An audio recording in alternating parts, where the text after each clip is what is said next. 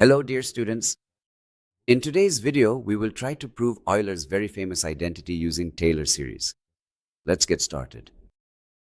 First of all, at this point, what exactly is a Taylor series? We can talk a little bit about that.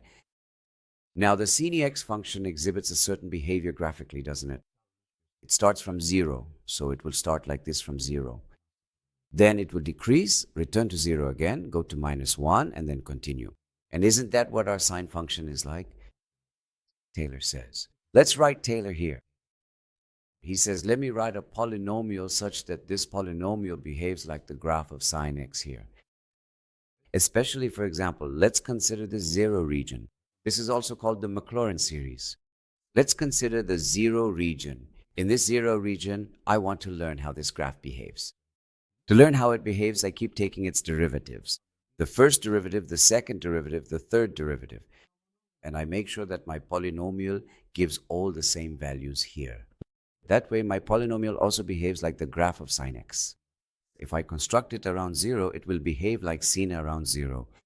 But I can also construct it around other values. Then, in those regions, it will start to behave like that graph. Let me try to show that roughly like this. Let's say I wrote a polynomial at first. For example, it could only capture this part here. But if I write a better one, maybe it will capture more. Or if I write an even better one, it will capture even more like this. In other words, the more terms I add, the more the graph will start to imitate the sine x graph. In fact, I will increase its ability to imitate. By increasing the number of terms in the Taylor series, I enhance the way it imitates that graph. Now let's do a bit of calculation. I'll try to explain it better. Now, first of all, we don't need this graph. Let's get rid of our graph here. Let's do something like this. Now let me first take the first derivative of my function, cosine x. Let me take the second derivative, negative sine x. Let me take the third derivative. What will it be here? Negative cos x. When we take the derivative one more time, the derivative of cos x is negative sin x. The negative sign in front will come to the front again. It will become plus sin x and return to the beginning. Now, let's see how these values behave around 0. The 0 of the first derivative will be 1. Cos 0 is equal to 1. This part will again be equal to 0, and the third derivative will be negative cos 0. That is, it will have the value negative 1. So let's go ahead and start writing the Taylor series of sine x around 0. Now, if I plug in the value 0 here, it will give 0, so I won't write anything at first. Its first derivative should give the value 1. Here is a term whose first derivative gives you the value 1. Then, when I take the second derivative, it will give 0. When I take the third derivative, that's why I put x cubed here, because I can differentiate x cubed 3 times. And I want it to give negative 1. I want this to be negative. So I'm going to erase it. I'm going to make it negative because I want it to be negative 1. And I'm going to put 3 factorial here. Why? Because I went and took the first derivative of x cubed, 3x squared. I took another derivative, 3 times 2 times x to the power of 1. It became 3 times 2 times 1 times x to the power of 0, right? 1, 2, 3, derivative. In order to be able to take the derivative 3 times, I need to at least put this exponent here. But if I don't put the factorial here, these coefficients will appear in front. If these coefficients appear in front, I won't be able to get negative 1. I want these to cancel out like this and have 3, 2, 1 in the denominator. That way, I want this part to become negative 1. That's why I put 3 factorial here. I'm continuing to write my Taylor series. I've reached x to the power of 4, the fourth derivative, so I've reached this point. Again, it became 0. For the fifth derivative, I want it to be 1, so I'll say plus 5. For the fifth derivative, I wrote something that can be differentiated 5 times here. And look, I divided the denominator by 5 factorial again, so that they cancel each other out after differentiation. And let's just make this a plus 1. Now you can probably guess the rest. 6. We came here for the derivative. 0. Now 7 came the derivative. I want the derivative to be negative. X to the 7th power over 7th factorial. And it will continue this way. The more terms I add to this, the better my polynomial here will mimic sine x around 0. It will imitate it. So this series goes on like this. Now let's continue. This was the Taylor series of sine x. Now let's look at the Taylor series of cosine x. This time let's write a function gx. Let's take the first derivative of this first. Minus sine of x. Let's take the second derivative. Minus cos x. Let's take the third derivative. The derivative of cosine is minus sine, minus x is plus. This is sine of x. Then the derivative of sine of x becomes cosine of x, and we go back to beginning. Now consider its behavior around 0. Let's see what g at 0 does here. It will be 1. Its first derivative will be 0. Its second derivative will be minus 1, minus cosine of 0. And its third derivative, sine of 0, will of course be 0. Then let's go ahead and write the Taylor series for cosine x as well. I plug in 0, it will give the value 1. I won't write anything for the first derivative since it will give the value 0. The second derivative will give the value minus 1. So minus, look, I put x squared here. Just like I did with sin x, and then to cancel out the 2 that will come in front, I put 2 factorial underneath. The third derivative is 0. The fourth derivative should be plus 1. See, by now you understand the rest, right? I can set these up as a pattern like this.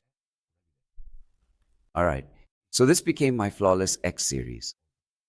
In one of our previous videos, the one where I explained what E is and how it's calculated, I had already done the Taylor series of e to the x. But let's do it once more. What will happen? It's always very easy anyway. Doing the Taylor series of e to the x, let's call it h of x. Now let's take its first derivative. Since it's a function that gives itself when differentiated by definition, it will always give itself. Now, when we look at its behavior around 0, we see the number 1 entirely. All right, then now I'm starting to construct the polynomial accordingly. Now, when I plug in 0, it will give the value 1, so I wrote that here. After that, when I go and take the first derivative, I want it to give the value 1 again. That's why I just wrote x here, because its derivative gives the value 1. When I take the second derivative, it should also give the value 1. That's why I put it like this here. For the third one, it should also give the value 1. That's why I put it like this. And in this way, I write the Taylor series for the number e like this. The more terms I add to this, the closer I will get to the value of e for the given value. Now I have obtained 3 Taylor series. We've come to a very enjoyable part. Now we're going to nicely blend all of these together and then see what comes out. All right, let's do our blending now. The biggest innovation of our terms, let's call it the magic of mathematics, really. The magic of mathematics comes right here. If I write e to the power of ix, how will I write its series, its Taylor series? Now let's take a look at e to the power of x. Let's define a function for that as well. What have we done so far? We've done f, we've done g, we've done h. Let's define a k function for this as well. Our k function, let it be equal to e to the power of ix. So here we're making the exponent I. All right. Now let's look at its first derivative and see what happens. The I here will come to the front, right? Then I took its second derivative. Another I will come to the front here, so it will be I squared. And that equals minus 1. That's why I wrote minus e to the ix here. Now I'm taking the third derivative. What will it be? The I here will come to the front. It will become minus ie to the x. When I take the fourth derivative, let this represent the fourth derivative. When I take the fourth derivative, by the way, this is x. The I here will come to the front. It will be I squared, which is minus 1. And since there's also a minus here, it will become plus. And therefore, it will return to the beginning. Now we've derived this. Let's also take a look at how these behave around 0. Now our k0 is of course equal to 1. What will the first derivative be? It will be I. Let's look at our second derivative. What will that be? That will be minus 1. Because look, when I substitute 0 here, this part becomes 1. Let's write our third derivative. What will that be? That will also be minus I, since this part becomes 1. After that, we'll return to the beginning. All right. Now here we can write the Taylor series of this e to the ix. Actually, let's not write it there. Let's write our series here. A to the ix. Let's begin. Now, e to the ix. First, since it gives the value 1 when I plug in 0, I wrote my 1 here. After that, my first derivative should give the value I. That's why I wrote ix here. Then, since my second derivative should give a negative value, minus, well, I already know from my previous Taylor series how minus 1 is formed. After that, it should give a minus I. That's why for the third derivative, by the way, look, I put a minus I in front of the first term with an x cubed. And of course, I put this here to eliminate the coefficients that will come in front later. After that, I went back to the beginning. Now I'm starting again with x to the power of 4. It should come out as 1. It should come out as x to the power of 4 over 4 factorial plus I. I times x to the power of 5 over 5 factorial. It should come out as minus 1. Minus x to the power of 6 over 6 factorial. It should come out as minus I, and our e to the ix series will continue like this. So of course, this is the Taylor series of e to the ix. Let's group the imaginary and real parts within themselves first. 1 plus x squared over 2 factorial, that is plus x to the 4th over 4 factorial. Sorry, this part should be minus. We wrote it wrong. Let's correct it right away. Minus x squared over 2 factorial plus x to the 4th over. Now it's good. Okay. Or rather, now it's correct. Good. Now we've grouped them like this. These are our real parts. Now let's group our imaginary parts as well. I start with x. Then I have minus x cubed over 3 factorial. Then I have plus x to the 5th over 5 factorial. Then minus x to the 7th over 7 factorial. And this will continue like this in the imaginary part. Now at this point, the elements are very important. They notice something very critical. Now let's see. This thing here, the series over there looks familiar to me. Let's see if it looks familiar to you too. Now let's take this series of ours and move it up a little like this. And what was it after that? Look. As you can see, these are equal to each other. So actually, what we've written here is the Taylor series of cos x. So in this spot that I see here, I can actually write cos x. Then let's write it equals cos x plus. Now let's go and take a look at the series of the imaginary part here. Let's see what that is. Let's bring it over too. Does it resemble anything? Let's put it here. Looking at it, it doesn't seem to resemble anything here. Let's go a bit further. Now it probably looks similar. Yes, okay. This, as you can see, is my sine x series. So over there, I can also write sine x instead of it. Good. Let's put it this way. Good, sine x. Of course, here we also have e to the power of ix. Let's put this proudly in a box, because this is a truly magnificent identity. If I remember correctly, in the 18th, this article must have been written at the end of the 18th century. It's a very important identity. Why is it so important? Because if you substitute pi for x here, you get something very interesting that you could print on a t-shirt. And we're about to get that ourselves. Let's see what happens if I write pi instead of x here. E to the ip is equal. Cosine p plus e sine p. That is also equal. Cosine of pi is minus 1. The value of sine pi is also 0. So this is minus 1. This place is also making a rope over e. Actually, we can write it like this. Plus 1 equals 0. And so yes, e is equal to, I don't know if it's as famous as e equals mc squared, but these elements, actually, of course, the famous identity is here. Sorry, I apologize, it's here. When you plug pi into this, you get a very famous image. It really is an amazing identity. So inside this, there's e, which is a very special concept in exponential numbers.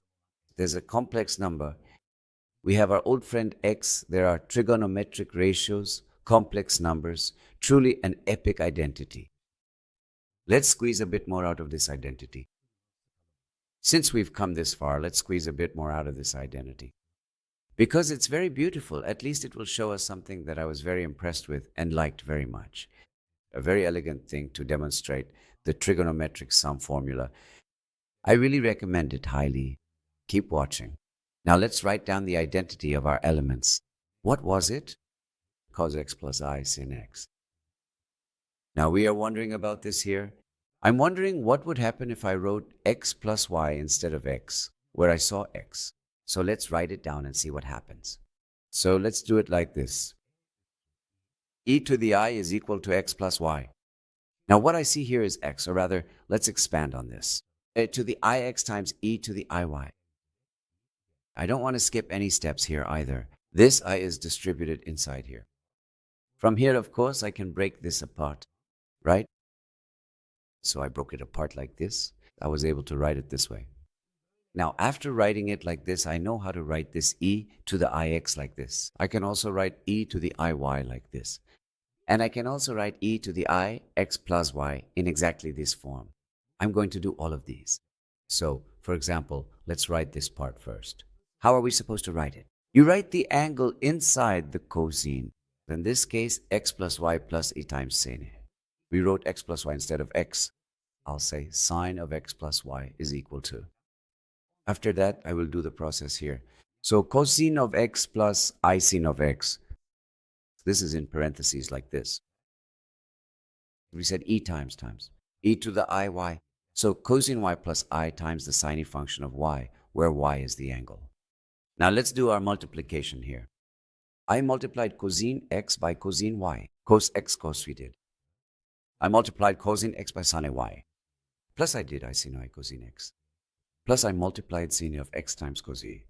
I sin x cosine x, I multiplied I sin x by I sin y. Plus I squared. Let me write it like this. I squared sine x sine y. Now from here, I want to group the imaginary and real parts among themselves. So cos x cos y. Now take a careful look here. This I squared thing gives -1. So what we actually have here is minus sine x sine y. That's why I'm transferring it here exactly as it is. I've written the real part. Now let's also write the imaginary part. In parentheses with I sin x cosine y. I've written this down. Plus, let me write this as well, sine cosine x. By now, you probably understand where I'm trying to get with this. Honestly, I don't really know of a more elegant proof for the trigonometric sum formulas at the moment. Actually, I have not come across one yet.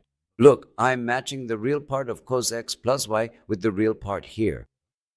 When you match the imaginary part with the imaginary part, in other words, when you match this with sin x plus y, you can see the expansion of sin of x plus y.